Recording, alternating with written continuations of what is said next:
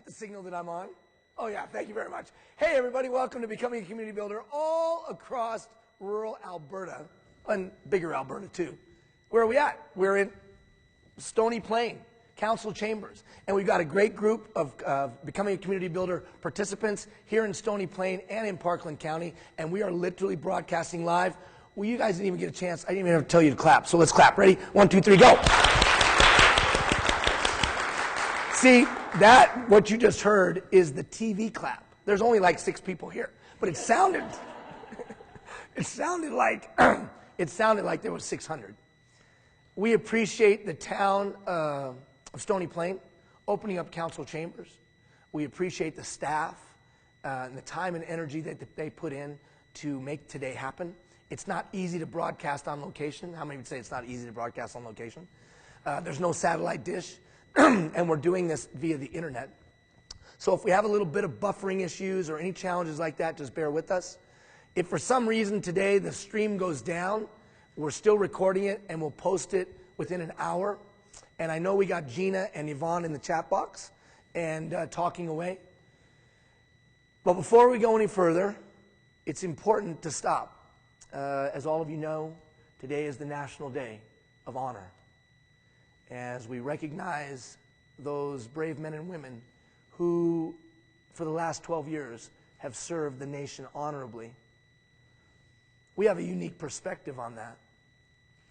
My wife and I and the Changing Point team, we have a foundation, as many of you know, called Let Them Be Kids. And through Let Them Be Kids, we've named 60 playgrounds after men and women who lost their lives in Afghanistan. Anthony Bonecka, Corporal Kluge, Answorth Dreyer, Corporal Albert Storm, Corporal Kennedy, Captain Goddard. You don't, Mark Graham, and I could keep going. You may not know those names, but I do.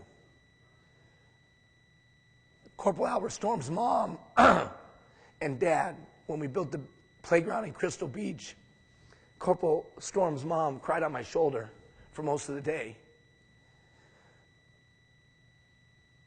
In Thunder Bay,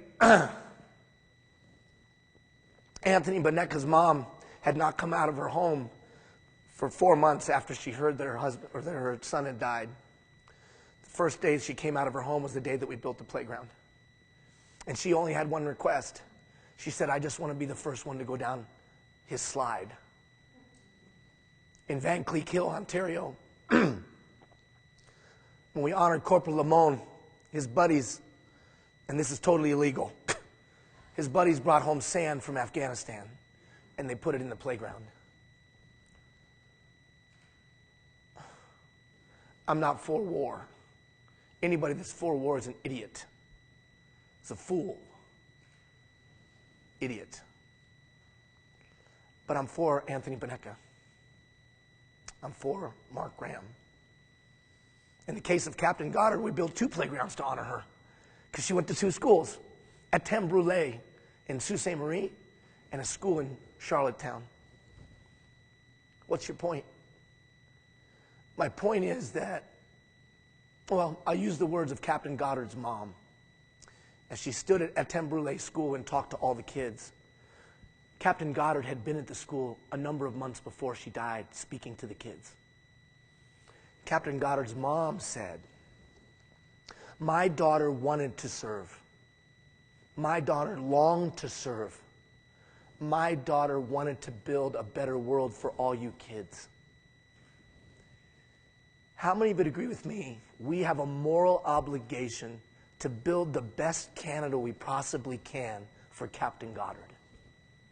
We have a moral obligation to build the best communities we can for Mark Graham, Canadian Olympian and Special Forces soldier that was killed by friendly fire.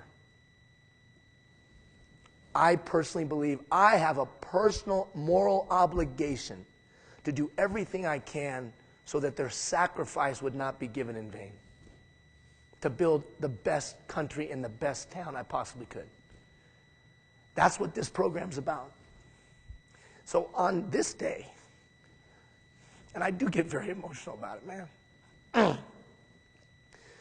just because I met the parents, and I met the sister and the brother and the kid. And we can't be going around talking about how awesome Canada is unless we're willing to shoulder the responsibility of being a beacon of hope to other countries of what a community could be like. And I believe in my heart of hearts that now is Canada's time. Not to lead verbosely and arrogantly, but lead humbly and responsibly and demonstrate through the communities that we built and the communities that we build that these are the communities that all could aspire to be in the 21st century. I think that history will hold us accountable for what we do. We have natural resources that could last 30 lifetimes. How many of you would concur? We have, for one of the smallest G8 nations, we have one of the strongest economies in the world. How many of you concur? Even with 29,000 lost jobs, still doing pretty dang good. And I think this is most important, we have moral authority. We haven't lost the moral authority. When Canadian flag is seen, it's still cheered. It's not burned. So what do we do with that? I think we have to go out, sir, and build communities that all would want to live in. I think we have to take our time, talent, and treasure and give it to others and ask nothing in return. And that's how you become a beacon of hope. Because the world desperately needs a beacon of hope. How many would agree with that? So why not us? Why not us? Are we not smart enough? Are we not talented enough? Are we not strong enough? Are we too arrogant? Why not us? And I think history will judge us. And that's what this program's about. So if you had one of the 158 young men and women that you know that were forces, Canadian forces that lost their lives, or frankly, the 40 U.S. soldiers that lost their lives under Canadian command, because there were 40 guys and gals from the U.S. that served under Canadian command. If you know or know of somebody, then you have a moral obligation to make sure that their sacrifice was not in vain, to build the best damn communities we possibly can for ourselves and the next generation, right? So that's what this program's about. And I'm going to make one final comment, because I know we got a lot to talk about today. I was on Parliament Hill the other day, and I was sharing some of the things that all of you cool people are doing. And I had a couple, it was a group, and I had a couple elected officials that actually smirked and laughed at the idea of informal leaders being freely trained and growing leadership capacity. Well, that won't help with the infrastructure problems. And that won't help with the social issues that we face. And I said, it's the only solution, because you idiots don't know what the hell you're doing here. So we better have some people out in the world that can take care of the problems. And it hurt to be laughed at. And the street kid in me just wanted to take everybody outside and just whoop their ass, excuse my language. And I know I'm not supposed to cuss, because a couple of you said, Ian, don't cuss. It diminishes your message. So I apologize. And luckily there was a guy, I won't say his name, he's a senator that stepped in and just gave it to him. Gave him the gears hard. A former Cape Breton Island miner who just gave him the gears. And I was like, come on, brother, come on. But the truth of the matter is this, they're right. If Vermilion's not better in 6 months, they're right. If Stony Plain and Parkland County aren't better in 6 months to a year, they're right. If High River doesn't continue the trajectory that it's on of overcoming the challenges of the past, the horrific challenges, and building something great, which I know you're on the path to do. If Chestermere isn't better 6 months to a year from now. If Grand Prairie, and thank you all that came out last night, what a wonderful evening we had. If our communities in Bonnyville and Cold Lake and the MD of Bonnyville, if we're not better, then they're right. So what does that mean? That means at the end of today, we start getting serious, because I'm going to start asking people to make a commitment. How many of you remember I told you from the beginning I was going to ask you to make a commitment? Well, today's the day. We start asking for the commitment. What are you going to do? What are you going to do to honor Anthony Bonecka? But also, what are you going to do to build a better Stony Plain? So that time is coming. If 1,200 people make a commitment, for 127 people here make a commitment, And then for the next 9 weeks, walk that commitment out. How many agree with me in 10 weeks we'll have a better Stony Plain, Parkland County? And the same is true for your community. So that's the preamble for today. 11 minutes long, sorry. What are we talking about today? Well, we're about to go into the next competency. Can I stand up, Anthony? We're good? James? His name is James Anthony. And it's not really, that's his radio name or something like that. But anyways.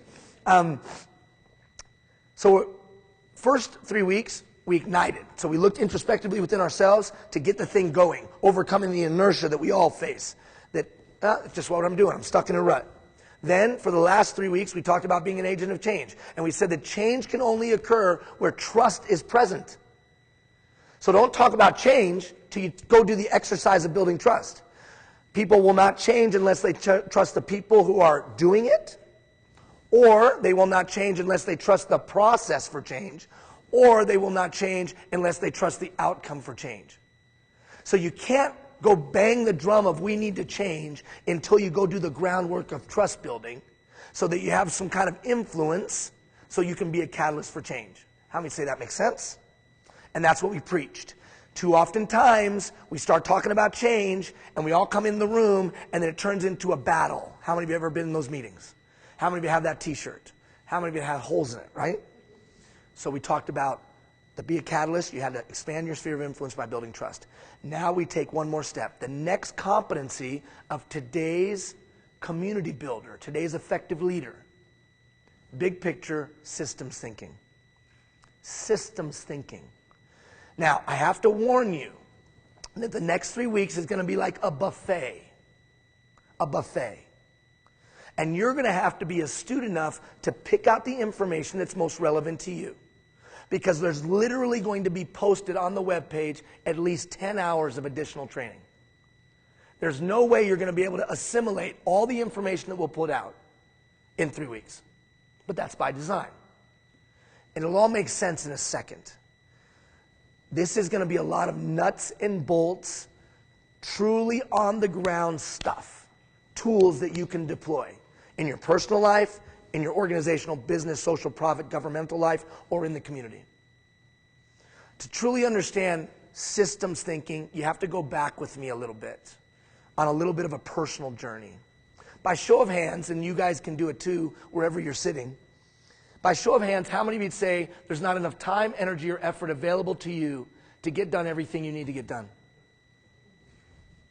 Reality. Well, a number of years ago, I was the same. I was running a large hotel casino down in the States. I was the youngest director of hotel operations anywhere in the industry at the time.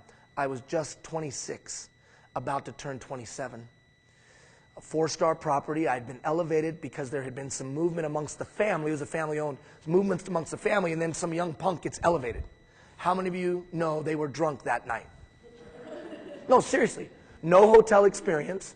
I was a busboy 2.5 years before that. Never went to school to be a hotelier, and had no formal business training.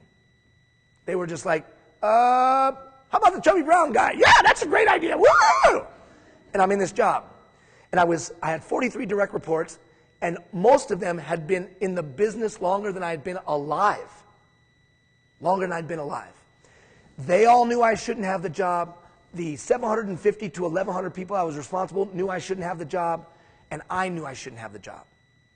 But I had the job. And literally, I was overwhelmed. I didn't know what to do. I didn't know what to say. I didn't know where to go. I didn't know where to start. Has anybody ever felt anything like that? That's how I felt. And I literally one night was crying on a bed because I knew I was failing. I was failing everybody. And I'm prone to quotes. Some of you figured that out already, right? I'm prone to quotes in my little book of quotes. And so I'm going to go find a quote. And so there's got to be a quote. I got to pick myself up out of this thing, you know. I'm not a quitter. I'm not a failure. I can do this. And so I'm flipping through, and I came to this quote. And the quote is from a guy named Archimedes. Anybody ever heard of Archimedes? And Archimedes was a mathematician. Archimedes was a philosopher. Archimedes was a Greek. Some people say the father of geometry. Archimedes came up with the fulcrum and the lever. Archimedes came up with the compound pulley. Archimedes came up with the concept of buoyancy. And Archimedes' quote said this, maybe you've heard it. Archimedes' quote was, "Give me a place to stand, and I will move the world. Anybody ever heard that quote?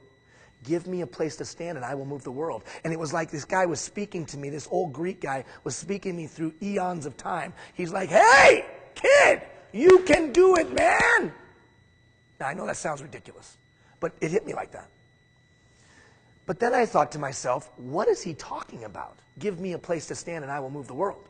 Is he just talking about the human capacity, the human potential? What's he really talking about? So, and this will date the time frame I'm talking about, I went to the Encyclopedia Britannica. Right? I'm like, who's Archimedes? So, Archimedes, oh, that's who he is, blah, blah. Then I went to the library and I learned more and more and more. And here's what I found out. You know why he was so verbose and so confident that he could say, give me a place to stand and I will move the world? Because he was talking about his fulcrum and the lever. Now, what's a fulcrum and lever? Remember, you got a big rock, you can't move it. And so you put a little rock down and you get a stick and you put it over the little rock, under the big rock, and what do? And you're able to lift it. Give me a place where I can put a fulcrum big enough and let me have a lever that would be to the capacity necessary to do the task, and I could even move the very world. I don't get it, Ian. What are you saying? Well, what he was telling me was, I just needed the right tools. That I could move the rocks that were in my life. I could do this job, man. I could lead these 1,100 people, but I didn't have the tools. I didn't have the system. You know, when he invented the compound pulley, the way that he tested it, legend and I guess historians validate this, he went out to the bay of the fishing community that he lived. He found a boat that the day before took 10 men to pull into shore, and he attached his compound pulley to it. And he pulled it into shore by himself. The citizens, the villagers thought he was a god because he was able to do the work of 10 men through his compound pulley. And it reinforced in me, wait a minute, do I have the right tools? Do I feel overwhelmed because there's not enough time, or I don't know how to manage my time? Do I feel at a lack of how to get the best for employees because they're bad employees, or I don't know how to manage them properly or motivate them well? Are people not volunteering from our organization because they're apathetic, or I just don't know how to recruit and retain volunteers in the 21st century? They say, Drucker, probably one of the top business gurus ever, said 85% of businesses are doing poorly, not because of their employees, but because they have bad systems. It started me on the journey of systems thinking. I then began to read Senge and others. And I started to realize, and it dawned on me, that the whole world is a system. That everything is a system. I mean, look at your handouts. Hopefully you have your handouts. Check this out.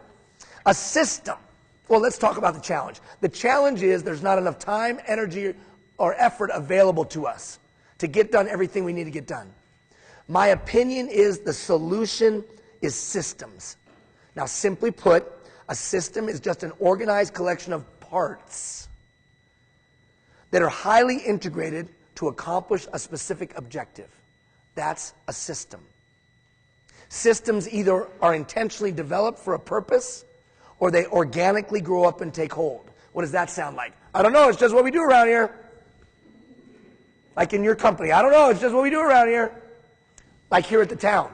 I don't know, it's just what we do around here. Why do we put that over there? I have no idea. But put it over there. Now, stop for a second. How many of you would agree with me, in your town and in your town, there's some stuff that we do that is just, I don't know, it's just what we do around here. It's no longer relevant. It's no longer meaningful. It's no longer hitting the mark. But it's just what we do around here. Like when I talked to the dad of a rural community I was in recently. Hey, Dad, how come you don't want to do this skate park? Because the ball field is important. Does anybody play ball anymore? No! But what's your solution? Get more kids to play ball. But I just talked to the kids at the high school. They want to skate. They like skate parks. Well, I'll be damned if they're doing it on my ball field. But your ball field would be the perfect place. It's nice open space. We could put up a skate park literally in a couple weeks. Let's get her done. No. Why? I built that ball field. Well, do you care about kids? Yes. But you won't let them have your ball field. No. Does anybody ever sat in this meeting? or a meeting like it. Systems. Right now there's a ball in the sky, big, full of fire. It's 1,000,000+ kilometers away, maybe more. If it moved 1 inch that way or 1 inch this way, it would fundamentally change our lives here, yes or no? System. It's not connected by wires, and yet there's some system going on. Doesn't it freak you out that there's a ball of light in the sky at night that somehow controls the ocean back and forth? System. Or how about on the Serengeti Plain? Serengeti Plain. There's a wildebeest. And then there's like a leopard. And how many of you know? And then there's one wildebeest a little bit slower than all the other wildebeests. Always remember, just don't be the slowest. You don't have to be fast, just don't be the slowest. And then what happens? He gets taken down. That little poor wildebeest gets taken down. And then the lions eat. And then the leopards eat. And then the hyenas eat. And then what? The vultures eat. And then the bugs come. And then the decomposes. And the circle of life. No, just kidding. What's your point, Ian? My point is then the flowers grew up because that's a cycle. It's a system. Why is this relevant? Because it made me realize that everything I was engaging in was systems-based. And whether they organically grew up and took hold, I don't know, it's just what we do around here, or it was intentionally developed for a purpose, I was functioning within a systems context, and could I see systems, recognize systems, do something about systems? Well, that's not true. Okay, how about social systems? Are there some neighborhoods you won't drive into? Maybe not in Stony or Parkland County, but maybe let's Edmonton or corner of Jane and Finch in Toronto. I've been to the corner of Jane and Finch. It's not that bad. But you probably wouldn't drive there because of the reputation. Or how about some people? Are there some cliques in your workplace, in your nonprofit group, in your ag society, in your whatever? Are there some cliques? These people hang with these people hang with these people, and then never the two shall meet? You don't tell me that's a system? Or how about this? Yeah, you know, I'm just happy to be having a baby. My mom had me when she was 15, and her mom had her when she was 15, and here I am 15 having a baby. Or how about this? We're just doctors. I'm a doctor. My dad was a doctor. His dad was a doctor. Systems. Now, you could argue with me, but I'm telling you, I would suggest that those systems are pretty deeply ingrained. Or how about this? How about the system that we have for building the citizen of tomorrow? Is the system we have for building the citizen of tomorrow a deeply integrated set of parts that are highly integrated to accomplish a specific task? Does anybody think that's true?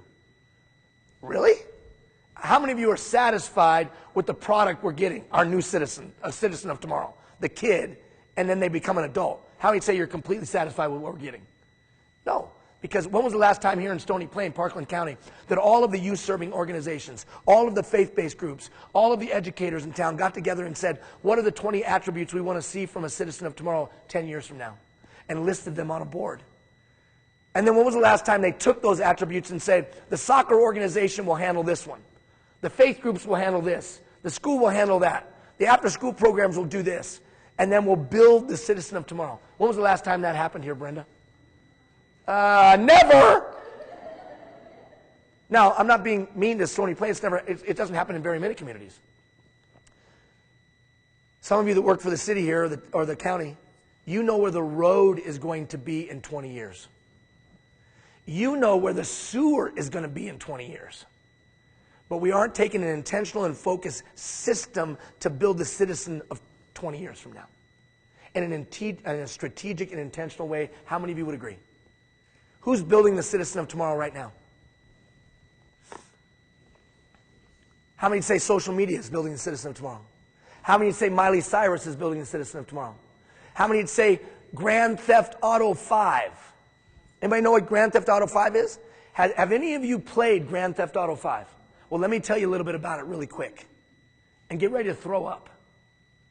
In the game Grand Theft Auto 5, sir, I can go and create a character. My character can go and have a prostitute, have full-on, full-blown pornographic sex with that prostitute in the game, take her out behind my house and shoot her in the head. How many of you are appalled by what I just said? And there's kids in your town right now and kids in your town that are playing that game for 4 and 5 and 6 and 7 hours a day. Am I right or wrong? How many say you want to throw up right now? Now, I'm not attacking anybody. I'm just saying that's probably not the kind of stuff I want to use to build the citizen of tomorrow, yes or no? So when are the community leaders going to come together and say, hey, what kind of citizen do we want 20 years from now? What kind of system are we going to build to develop that citizen? And how are we going to get all youth-serving organizations, schools, places of faith, the family unit, the after-school programs, the Zumba teacher, the coach, everybody, how are we all going to get in a room, and how are we going to build that citizen? We can either organically let it happen, or we can intentionally develop the citizen. That's up to you. But that's an example of a system that's just organically happening, and then we complain about the results. We live in a systems-based world, period. And whether it's a social system, whether it's a predator-prey, whether it's marketing system, at the end of the day, I came out of that whole thing understanding it's all about systems. And Archimedes was telling me, Tyler, he was saying, just go get the right system. All of a sudden, it wasn't about how much money I had in the bank. It wasn't about the color of my skin. It wasn't about how many vowels I had in my last name. It wasn't about how much education I had. If I had a fulcrum big enough and I had a lever big enough or I had a compound pulley big enough, I could get her done. And I went back and I got it done because I went and found the right systems. So that's what we're going to talk about over the next 3 weeks. We're going to talk about the right systems. The challenge for you and all of you in the room is I'm going to present 3 kinds of systems. Systems to lead yourself, systems to lead within an organization, and systems within a community. You're going to have to pick the ones that are relevant to you. Okay, don't try to do them all because you'll be like, I'm buried. He gives us too much stuff. That was supposed to be funny. Anyways, it wasn't very funny. So you're just going to have to pick out the systems that might be more relevant to you. Like for some of you in the room, a bugaboo, a stumbling block is time. You're not able to get the most of your 168 hours in a week. So pay attention when the time stuff comes out. But for others of you, the bugaboo is recruiting and retaining volunteers.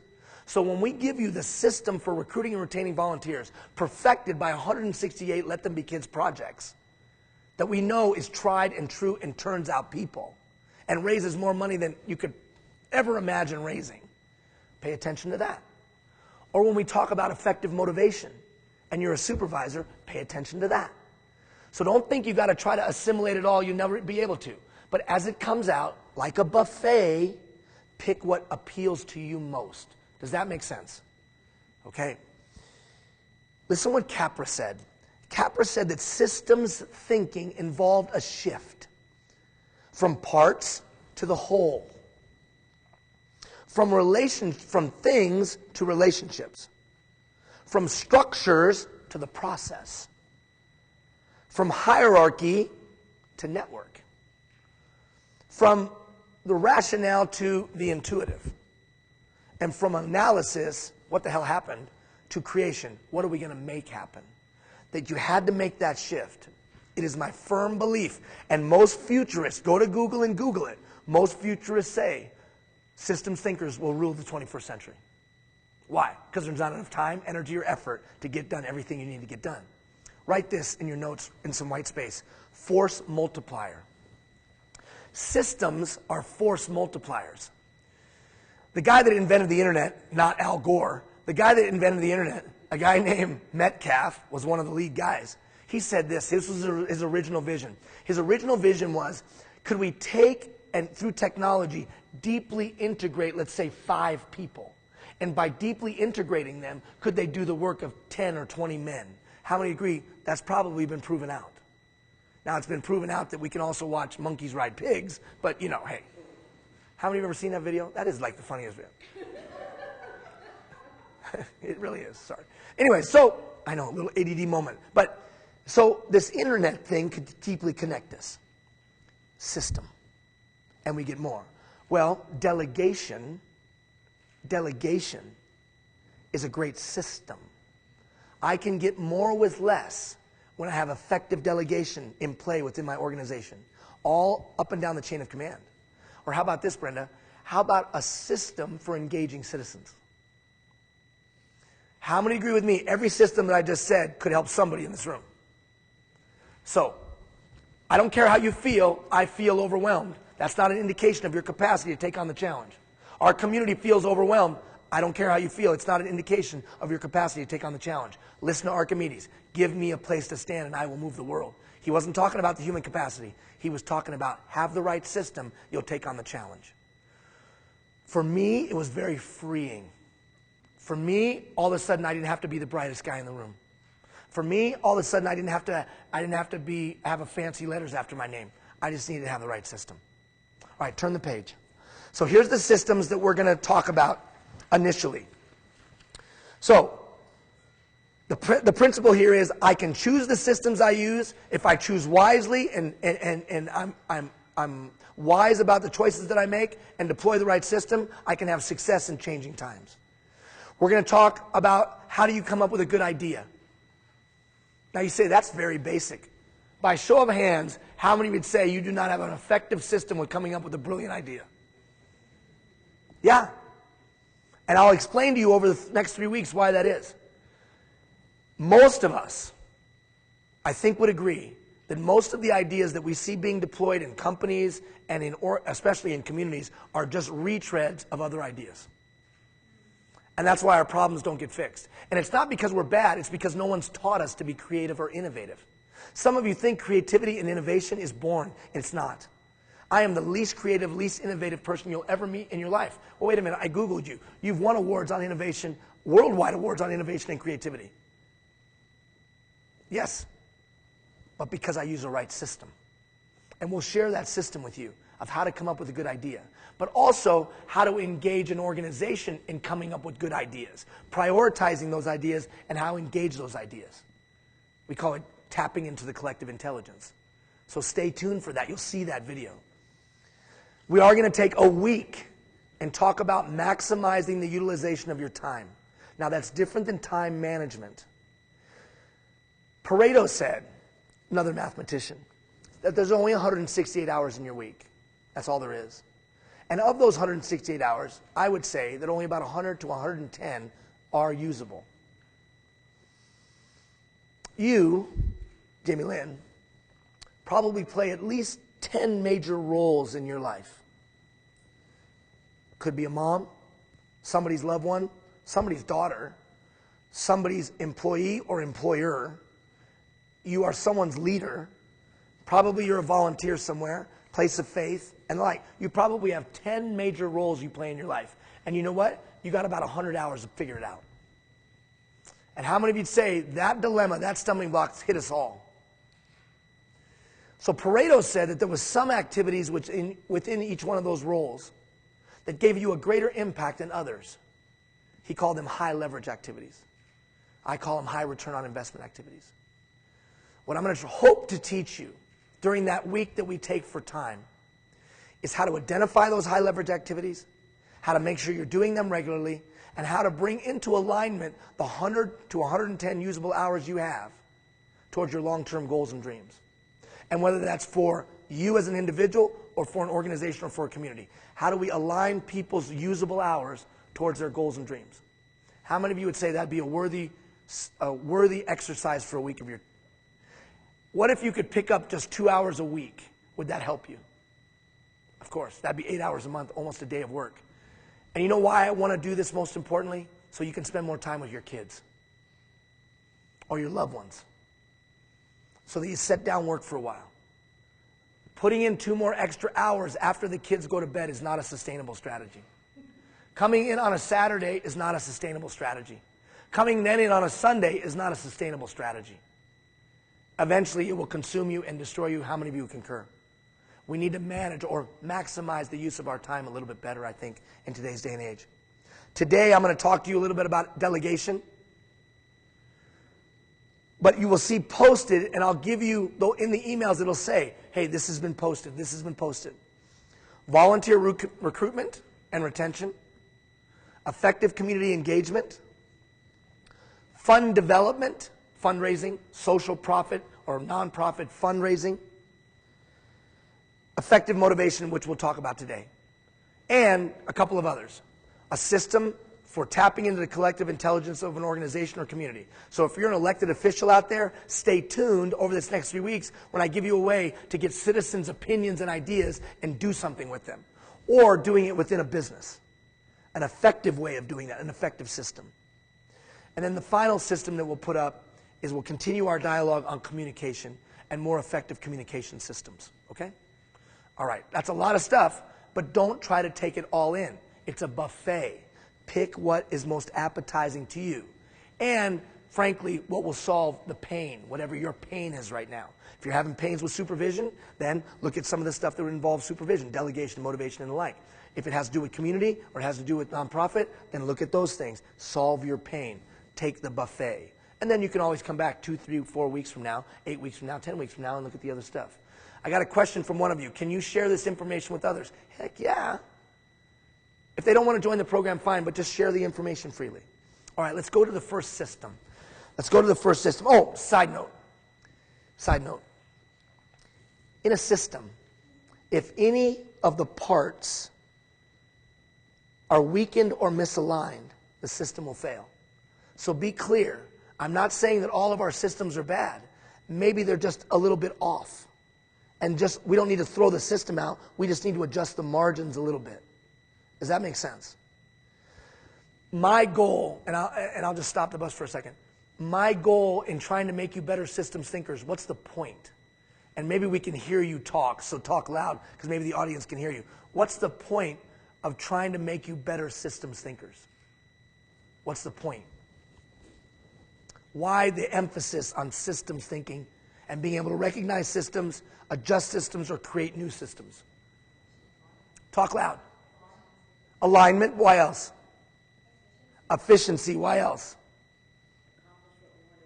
Accomplish what we want to accomplish, why else? Because systems are force multipliers. I made you write that down and I forgot to tell you about it. See, I figure it out eventually. I'm not the sharpest pencil in the box, but I figured it out. So a force multiplier, a system is a force multiplier. The fulcrum and the lever, I can move a bigger stone than I could on my own. Compound pulley, I could do more with less. An effective system for building the citizen of tomorrow, do you think we'd get greater impact, and do you think it'd be cheaper? Yes. What if we had a better system for bringing new Canadians into our community and get them up and running quicker? Do you think that that would save money for us? Do you think that that would be better morally and socially? Yes. Systems have exponential impact. Think of a bicycle. The bicycle, the human mechanical system, allows you to travel faster than you could on your own. As you deploy a better system of delegation within your organization, volunteer or for-profit, either way, do you think you'd have better efficiencies and impact, yes or no? If you deployed a system for the better recruitment and retention of volunteers, do you think your nonprofit would have greater impact, yes or no? Systems have exponential impact. Tragically, bad systems have exponential impact. So all I'm trying to get you to do, and what I was trying to prove to the guys in Ottawa, is if we can get regular people and informal leaders recognizing systems, understanding how to manipulate or change them or create new ones, then other people far away don't know how to do it. And this is the final caveat. And if you're a business leader or a community leader out there, listen very closely. The reason I'm counting on all of you is because you have on-the-ground operational and vocational knowledge. You know the town. Unfortunately, policymakers, oftentimes on the 22nd floor of some building far away, are great at creating systems, but they don't know your town. So they create a system for your town that doesn't work. How many of you have ever seen that? So instead, get the people out in the town trained how to be better systems thinkers, and my premise or my hope is they'll build better systems because they have operational and vocational knowledge. In your company, let the employees create the systems because they know how to do the task a heck of a lot better than you. And you and I know you have that philosophy because we've already had that conversation. So I got to get you to see the systems that are out there. Wow, I didn't even see that. And then you can start to do something about it. And the best way to see it is to say this. What's that thing that's frustrating me the most in my organization, my business, my life? And what's the organic system that's kind of just taken hold? I don't know, it's just what we do around here. That's the first step in becoming a better systems thinker. All right, let's talk about 2 systems in the 18 minutes that we have left. 2 systems. And they're more business, nonprofit based or organizational based. We're going to talk about delegation, and we're going to talk about motivation. Delegation and motivation. So turn to the page that says delegation. Skip over the page that says outside the box thinking. We'll do that in a video. Delegation. Delegation. I call it the delegation matrix. Most of us do not have an effective way to delegate. Now, when we say delegate, I don't just mean that you're in a business or a social profit or a hierarchy. It might be a volunteer situation. Delegation is simply this. There's only two ways to get things done. Either you are going to do it or I'm going to do it. That's it. Bad delegation sounds like this. I didn't know you wanted me to do that. Or this. How come you're not doing that? Or this. Why won't you ever let me do that? Or this. Why don't you ever do that? That's what bad delegation sounds like. If I, as a leader, want to maximize the human capital and unleash the human capital around me, I must be a great delegator. Why don't we delegate? The phone call. The phone call. I give somebody something to do, they screw it up, and I get a phone call. How many of you ever gotten the phone call? And so after you hang up the phone, what do you say to yourself? I will never delegate again. So then I take it on myself. And then I take it on myself, and I take it on myself. Does anybody have this t-shirt?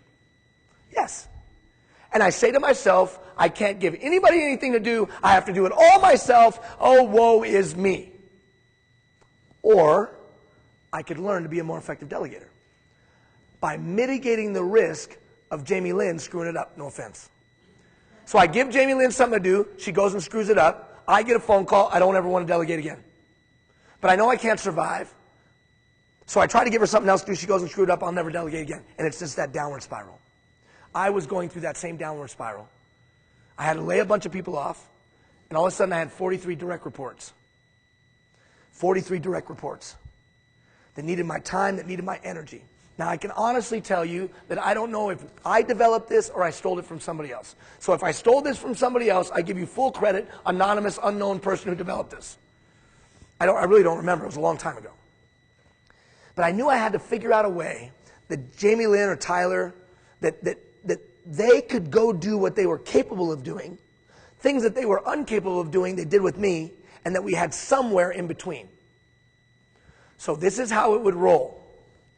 I would sit down with everybody that reports to me, volunteer, part-time, full-time, it doesn't matter, social profit, government, business, it doesn't matter. And I would say to them, and this is exactly what I would say, I've done a poor job of leading you. When you needed me, oftentimes I was absent, and when you didn't need me at all, I was often in your business. And I apologize. But that's never going to happen again. I'm going to be here when you need me, and when you don't, I'll be out of your hair. How many of you would appreciate that kind of transparency from a boss or a leader? Don't make eye contact with anybody in the room if they're your leader. So then I'd say this. I'd say we're going to take everything you do, and we're going to list it. And we're going to base your level of authority or your ability to go do it on your own on your proficiency. So it's all proficiency based. All proficiency based. That we mutually agree. And we're going to put everything you do, Barb, into 4 buckets. So we make a list of everything that they do. So you make a list of everything they do. And then you start looking at where they're the least proficient. And how many of you know there's something that you're not super proficient at?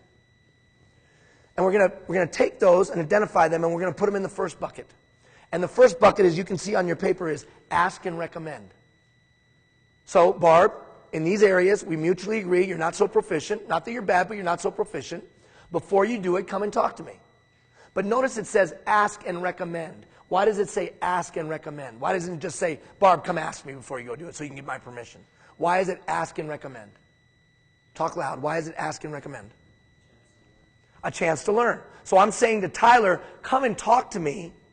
Give me your thought process so that I can eventually turn you loose when I know we're in alignment of philosophy and idea and concept. So the first, ask and recommend. Then there'll be a bunch of stuff left. Then we're going to look at the stuff that they're somewhat proficient in. And we're going to put it in the next bucket. And that next bucket is act, A-C-T, and report immediately. Tyler, go do it. Barb, go do it. But come and tell me right away. Why go do it and tell me right away? Why tell me right away? Feedback, why else? They're somewhat proficient. I can fix it before it becomes a mushroom cloud. How many of you had somebody you delegated to, and if you had just known about it, you could have fixed it? But then it became a mushroom cloud that you literally spent 6 months fixing. Has anybody done that? Okay. So go do it, but tell me right away so that I can step in and adjust things if they need to be adjusted. There'll be some stuff left on your list. Now you're looking for the stuff they have proficiency in. That's ACT, ACT, and report periodically. Just in our monthly meeting, our quarterly meeting, just let me know. Anything left, the assumption is they have mastery. And if they have mastery, what should it be? Act on, own. Just go do it. So what we've created now is a clear understanding of when I need to be there, where you have low proficiency. So no more micromanaging. I'm with Tyler, I'm with Jamie Lynn, I'm with Barb when they need me, where we mutually agreed low proficiency. But I leave them alone where we mutually agree mastery. What do you think this would automatically do for your life? What would it automatically do for you? Talk loud, they can't hear you. More time, immediately more time. I'm only there when I need to be there. And the part in between, I'm at least managing the risk, mitigating the risk of the phone call. What else might it do for you? If you were to deploy a system like this, what else might it do for you? I'd sleep better at night. And you ready for this? So would they. How many of you have been overtly micromanaged and it just beat the crap out of you? Totally just devolved you of any motivation. Anybody have that? Because they didn't have a system for delegation. This isn't about personalities. This isn't about where you go and hang out. This isn't about who you play golf with. This is about proficiency. Can you do the task? If you do the task, I'll leave you alone. If you can't do the task, I'll be here to support you. Now, can you already see we've set something up? Where are we trying to move everything to? We're trying to move it to act on own. Now, will you ever get there? Probably not. But at least I free up my life to only focus on those areas where I'm truly needed. And focus on the areas, they can focus on the areas where they're truly proficient and have mastery. Okay, now there's going to be a video posted on this, so I won't go too much in depth on it, but I will say this. There's a couple keys to rolling it out. One, it must be a covenant. What do you mean, Ian? It must be the contract. If it's act on own, leave her alone. Until such times they prove you otherwise. It must be a living, breathing covenant. That means we must check it every 90 days. How you doing, Jamie Lynn? Wow, Jamie Lynn, you are doing awesome in this area. You are out there doing great. I love it. You know what? I'm going to move that to act and report periodically. Or it might go this way. Hey, you know, I noticed a couple of those employee situations and you just didn't handle them the way we talk. I'm going to move it back to act and report immediately so we can talk it out. Does that completely change the tone of the leader-follower relationship? Yes or no? Would you say it's more trust-based? Notice how this builds. We've been talking about trust, but then this is a system that manifests trust. You can't say trust, and then manage in an old way that would be completely incongruent with trust. There's a lot of dialogue. You hear people saying all the time, don't be a manager. You got to be a leader. That's crap. It's both. Leadership is about vision, direction. It's about concepts and ideas. It's about lighting a fire. It's about pulling the best out. Management is about tools of delegation. Management is about running a meeting well. Management is about making sure that I have a way to discipline you when you poorly perform and encouraging you and celebrating you when you perform excellently. You got to have both. So all this talk about don't be a manager, be a leader, that's nonsense. That's somebody that doesn't know what they're talking about. Well, those are the big gurus saying that crap. That's somebody who doesn't know what they're talking about. That's somebody that's never run a small business. That's somebody who's never put payroll on their credit card. Right? That's had to run a business. You got to do both. You got to do both. Okay, delegation. Those are some of the tips. I'd regularly review it. I'd sit down with them every 90 days or so. We'd adjust it accordingly, make any adjustments. Got to make it a covenant. If this intrigues you, this idea and this concept, there'll be a video posted on Monday morning, an additional video, a supplemental video that unpacks it to a greater degree. Delegation. And if you're in the nonprofit arena, you're a volunteer leader. You're a volunteer that leads volunteers. you've got to be able to delegate well. How many of you have left a volunteer experience because there was poor delegation in play? You went there to have fun, and it was just a wreck. Nobody knew what you were supposed to do. Nobody knew what they were supposed to do. They either micromanaged you and didn't let you have fun, or they left you alone and you were hung out to dry. What the hell am I supposed to do? Even more important in a volunteer environment. And if you're a governmental entity, you work within a governmental environment, you have a third-party agreement, this fits perfectly within any third-party agreement. It is a phenomenal tool within a third-party agreement, because there's nowhere in any third-party agreement of any sector, of any business, of government, whatever, that says people get to do a bad job. That's not, how many of you agree? Nowhere does it say that. But this is a tool to help manage that process. Final thought on delegation. Anybody know what defrag means? When you defragment a computer? How many of you could see already this might defrag your life? Because all of a sudden it'll open up space. With Joe, I need to work on this. With Barbara, I need to work on that. With Henry, I need to focus on this. With Janet, I need to focus on that. With Hakeem, I need to focus on this.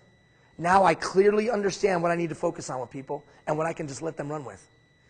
That's the only way I was able to manage 43 direct reports. All right, motivation. We've got 7 minutes left. Actually, I'm not going to do that. I'm not going to do that. I'm not going to do motivation. I'm not going to do motivation. There'll be a video. If motivation intrigues you, I will just say this: most over-discussed, misunderstood aspect of leadership. I'm going to give you a system for motivation. Yeah, but I'm not a good talker. Perfect. People aren't motivated by talkers anymore.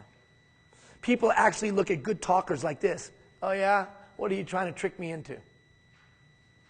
How many of you know? Sometimes you're like, what's Ian trying to trick me into? It's the truth. Eventually, Ian's going to ask us he's going to sell us something. Somewhere along this continuum, Ian's going to sell us something.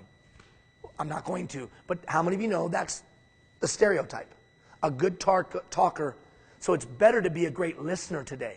Great listeners can actually be phenomenal motivators. So I'm going to take you through a system, if this intrigues you, and you select it on the buffet, if you will. I'll take you through a system that will move people into action, because that's all motivation is. Move another human being into action. I will give you a system that will move people into action. Time. We're going to do two things in the 6 minutes that we have left. I'm going to give you an analogy that will be the beginning of our discussion for time. Now be warned, the time exercises and dialogue are a week long. It's 2 weeks. It's explanation and then an exercise. So, when these information comes out to you, if you're not intrigued by that, then don't open the emails. Don't be like, he's overwhelming me.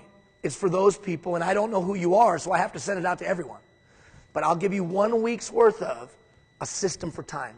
And then we're going to track your time and see where it goes. And then we're going to implement the new system. So if you're totally into, I need better at time management, here's your opportunity. We will literally walk you through a new way to do it, track where your time is going now, implement the new way.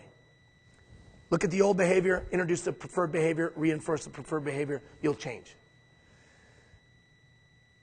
Time. We're going to do an analogy. What's your name, sir? Wade. Can you and I play a game? Okay. There's a great banker. I'll play the great banker. And the great banker comes to your house and knocks on your door. Excellent role playing. If you didn't see on camera, pan to him. Turn to the camera so everybody sees you, Wade. Turn that way. Look at them. Wave to everybody across Alberta. There's Wade.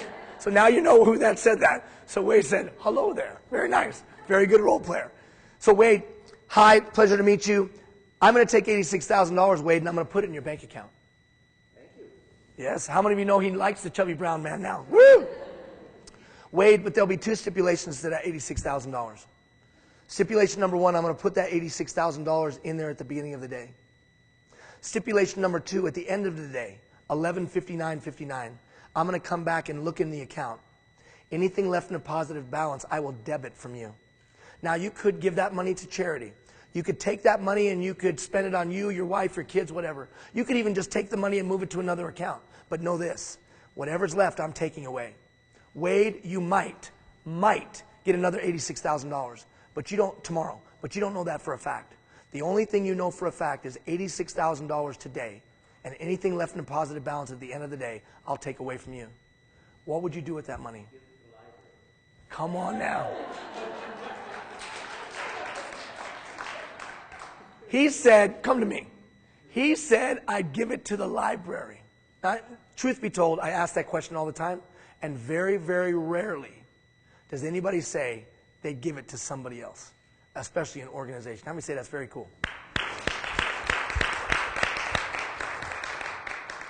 How many of you agree with Wade? You'd spend every dime, even if you just moved it to another account. Okay, this is really important. You get $86,000 every single day. What? 86,400 seconds in a day. And they're given to you as a gift to spend however you want. And at the end of tonight, when you lay your head down on the pillow, how many would agree with me? The great banker takes those $86,000 away forever. It's the one thing that winners and losers have in common. It's time. 60 seconds to a minute, 60 minutes to an hour, 24 hours in a day, and 168 hours in a week. Our ability to maximize the investment of those dollars or that time really determines our destiny and our success. If you're able to take the hour and invest it in an activity that gives you 5 hours of return, you're going to be more successful. If you can take the hour or the half hour and invest it in something that will give you 10 hours of return, then you're going to be more successful.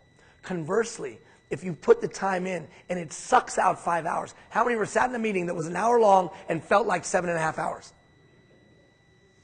I need, and we as a society need us to get better at maximizing utilization of your time. There's a reason why the citizen of tomorrow is disengaged from their parents. There's a reason why you feel burned out and beat up and don't feel like you can get out of bed.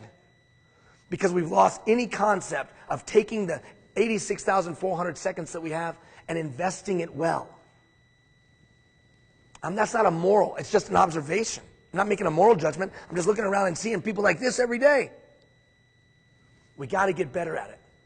And my drive to get better at it is so your kids or your spouse or yourself have more time for you and them and relationships and community and 100 cups of coffee and whatever. So, when we talk about time, I'm going to talk about it through that context. That you got 86,000 bucks. How am I going to use it wisely? And we're going to talk about high return on investment activities and low return on investment activities.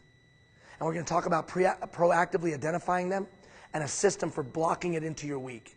And making sure your week is in alignment with your month, and your month is in alignment with your year, and your year is in alignment with your long-term goals.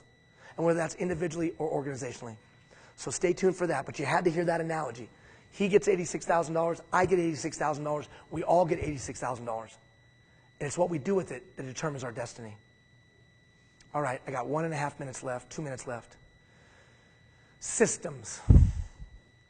If I can get you to be a better systems thinker, then you'll do like the lady in Strathmore, an alumni from this program is doing. She's building better healthcare processes in Strathmore today. Is that true, Yvonne? It is definitely true. Or like John Hancock down in Pincher Creek, who's created a system for the maintenance of the murals in their community. A fundable, sustainable system so the murals will never fade again. Or how about Tanya up in Fort Chip, who took it upon herself, a mom, to get more involved in education.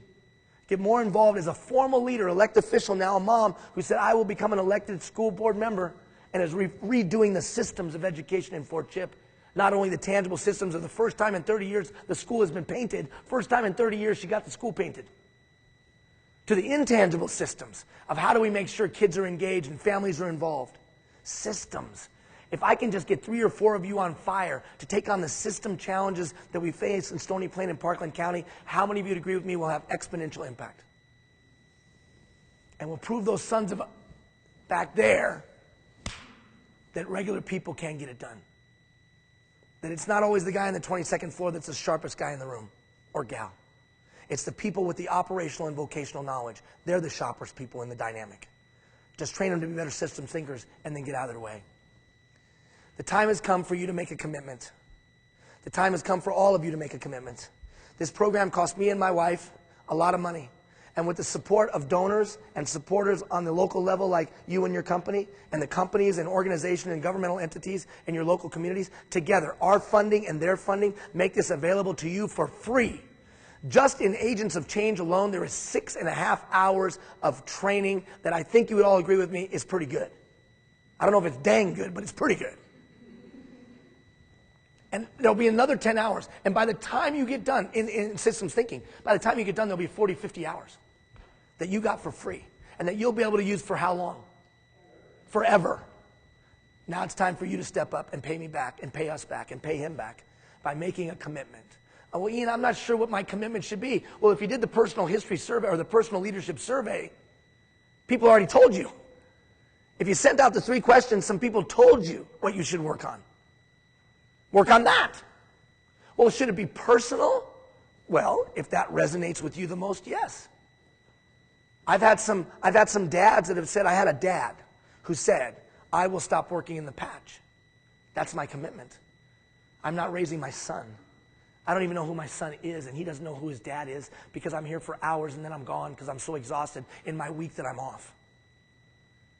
I got a note from him the other day, about a month and a half ago. Ian, I want you to know I got a job in town.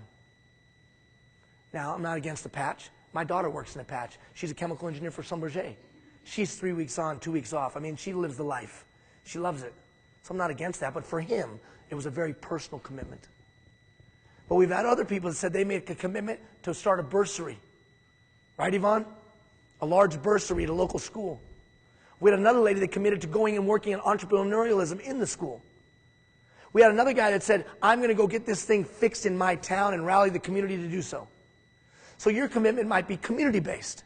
Your commitment might be family-based. Your commitment might be business-based or organizational-based. Or your commitment might be personal. I don't know what it is, but you better make a commitment.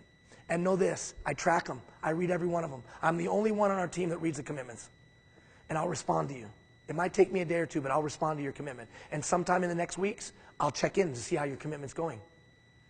And know this, I will send you a note in about 2 weeks if you haven't sent a commitment. And I'll say, hey, Amy, where's your commitment? And at minimum, have enough guts to send back to me, I ain't making one. Right? I mean, say, at least make that commitment. Imagine, if you will, 1,200 people, or 130 in here, in this community, but 1,200 people province-wide. Imagine if 1,200 people made a commitment to either better themselves, better their organization, better their neighborhood, or better the community. And 1,200 people fulfilled that commitment over the next 9 weeks. Do you think we'd have a better Alberta 10 weeks from now? Yes or no? That's the simplicity of this thing. We'll pour our lives into you. We'll give you every ounce that we have, us and the committees. All you got to do is make a commitment. Not a million things, just pick out one thing. How do we make the commitment? Commitment.becomingacommunitybuilder.ca. Commitment.becomingacommunitybuilder.ca.